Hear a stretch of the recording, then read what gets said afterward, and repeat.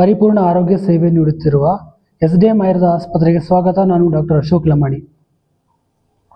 ಡಾಕ್ಟ್ರೇ ನನಗೆ ಮಕ್ಕಳಾಗ್ತಿಲ್ಲ, ಡಾಕ್ಟ್ರೇ ನನ್ನ ಗಂಡ ಸ್ಮೋಕ್ ಮಾಡ್ತಾನೆ ಅಂತ ತುಂಬ ಜನ ನಮ್ಮ ಒಪಿಡಿಗೆ ಬರ್ತಾರೆ. ನಾನಿವತ್ತು ನಿಮಗೆ ಸ್ಮೋಕಿಂಗ್ ಮತ್ತು ಈ ಬಂಜೆತನದ ನಡುವೆ ಇರುವ ಸಂಬಂಧದ ಬಗ್ಗೆ ತಿಳಿಸ್ಕೊಡ್ತೇನೆ. Smoking causes cancer. Smoking is injurious to health ಅಂತ ನಿಮಗೆ ಗೊತ್ತು. ಆದರೆ smoking can also causes infertility, smoking can also causes impotency ಅಂತ ನಿಮಗೆ ಗೊತ್ತಾ?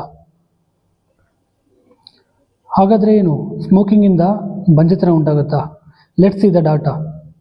ಸ್ಮೋಕಿಂಗ್ ಮಾಡೋದ್ರಿಂದ ಪುರುಷರಲ್ಲಿ ಸ್ಪರ್ಮ್ ಡೆನ್ಸಿಟಿ ಅಂದರೆ ಸ್ಪರ್ಮ್ದು ಸಾಂದ್ರತೆ 15% ಕಮ್ಮಿ ಆಗುತ್ತೆ. ಸ್ಪರ್ಮ್ ಮೊಟಿಲಿಟಿ ಅಂದರೆ ಚಲನ ಶಕ್ತಿ 17% ಕಮ್ಮಿ ಆಗುತ್ತೆ. ಹಾಗೆ ಸ್ಪರ್ಮ್ ಕೌಂಟ್ 15% ಕಮ್ಮಿ ಆಗುತ್ತೆ. ಇದು ನೋಡೋಕ್ಕೆ ನಂಬರ್ ಚಿಕ್ಕದಾಗಿರ್ಬೋದು, ಆದರೆ ನೆನ್ಪಿಟ್ಕೊಳ್ಳಿ, ಇಷ್ಟು ಕಮ್ಮಿ ಆಯ್ತಂದರೆ ಪ್ರೆಗ್ನೆನ್ಸಿ ಆಗಲಿಕ್ಕೆ ಸಾಧ್ಯನೇ ಇಲ್ಲ ಫ್ರೆಂಡ್ಸ್. ಹಾಗೆ ನೋಡ್ತಾ ಹೋದರೆ ಜಸ್ಟ್ ಮೊಟಿಲಿಟಿ ಕೌಂಟ್ ಅಷ್ಟೇ ಅಲ್ಲ, ಸ್ಪರ್ಮಲ್ಲಿರೋ DNA ಕೂಡ ಡ್ಯಾಮೇಜ್ ಆಗುತ್ತೆ. DNA ಡ್ಯಾಮೇಜ್ ಆಗಿರೋ ಸ್ಪರ್ಮಿಂದ ಏನಾದ್ರು ಅಕಸ್ಮಾತ್ ಪ್ರೆಗ್ನೆನ್ಸಿ ಆಯ್ತಂದರೆ ಆ ಹುಟ್ಟೋ ಮಗು ಪ್ರಾಬ್ಲಮ್ ಆಗಿ ಹುಟ್ಟೋ ಚಾನ್ಸಸ್ ತುಂಬ ಜಾಸ್ತಿ. ಇನ್ನು ಇತ್ತೀಚೆಗೆ ನೀವು ನೋಡ್ತಾ ಹೋದರೆ ಹೆಣ್ಮಕ್ಳು ಕೂಡ ಏನು ಹಿಂದೆ ಇಲ್ಲ, ನಾವು ಇದರಲ್ಲೂ ಹಿಂದೆ ಇಲ್ಲ ಅಂತ ಅವರು ಕೂಡ as a fashion as a style start ಮಾಡ್ಕೊಂಡ್ಬಿಟ್ಟಿದ್ದಾರೆ ಇನ್ನು ಸ್ಮೋಕಿಂಗ್ನ. ಕೇಳಿದರೆ ಹೇಳ್ತಾರೆ, ನಮಗೆ ತುಂಬ ಸ್ಟ್ರೆಸ್ ಇದೆ, ನಾವು ಸ್ಟ್ರೆಸ್ ಕಮ್ಮಿ ಮಾಡ್ಕೊಳ್ಳಿಕ್ಕೆ ಸ್ಮೋಕ್ ಮಾಡ್ತೀವಿ ಅಂತ ಹೇಳ್ತಾರೆ.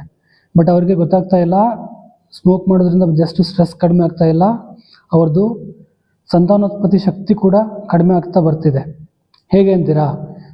ಹಾರ್ಮೋನ್ಗಳ ವ್ಯತ್ಯಾಸ ಆಗಿ ಅವರ ಋತುಚಕ್ರನೇ ಹಾಳಾಗೋಗುತ್ತೆ, ಅವರ ಅಂಡಾಣು ಉತ್ಪತ್ತಿ ಶಕ್ತಿ ಕೂಡ ಕಡಿಮೆ ಆಗುತ್ತೆ.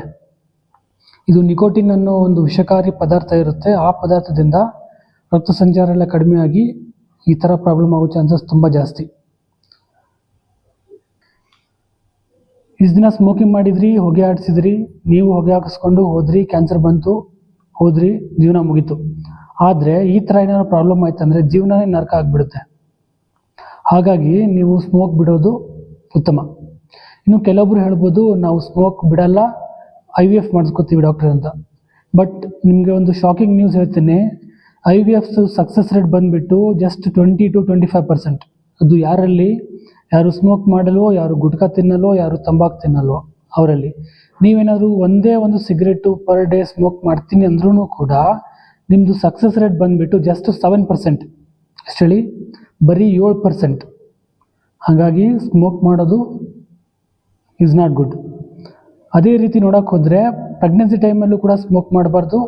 ಪ್ಲಸ್ಸು ನಿಮ್ಮ ಮನೇಲಿ ನಿಮ್ಮ ಹೆಂಡ್ತಿನೋ, ನಿಮ್ಮ ಅಕ್ಕನೋ, ನಿಮ್ಮ ತಂಗಿನೋ ಯಾರಾದರೂ ಪ್ರೆಗ್ನೆಂಟ್ ಇದ್ದರೆ ದಯವಿಟ್ಟು ಇವತ್ತೇ ಸ್ಮೋಕ್ ಬಿಟ್ಟುಬಿಡಿ. ಯಾಕಂದರೆ ಅವರೇನಾದ್ರು ಸ್ಮೋಕಿಗೆ ಎಕ್ಸ್ಪೋಸ್ ಆಯ್ತಂದರೆ ಅವರಲ್ಲಿ ಬ್ಲೀಡಿಂಗ್ ಸ್ಟಾರ್ಟ್ ಆಗ್ಬೋದು, ಅವರಲ್ಲಿ ಪ್ಲಾಸೆಂಟಾ ಪ್ರೀವಿಯಾ ಆಗ್ಬೋದು, ಅವರಲ್ಲಿ ಪ್ಲಾಸೆಂಟಲ್ ಅಬ್ರಪ್ಷನ್ ಆಗ್ಬೋದು. ಈ ಥರ ಆಯ್ತಂದರೆ ಹೊಟ್ಟೆಯಲ್ಲೇ ಮಗು ಕೂಡ ಡೆತ್ ಆಗ್ಬೋದು. ಇವತ್ತು ನೋ ಸ್ಮೋಕ್ ಡೇ. ನಾವೆಲ್ಲರೂ ಸೇರಿ ಇವತ್ತು ಒಂದು ಶಪಥ ಮಾಡುವ, no smoke, no regret, let's have healthy sperms, healthy baby. Thank you.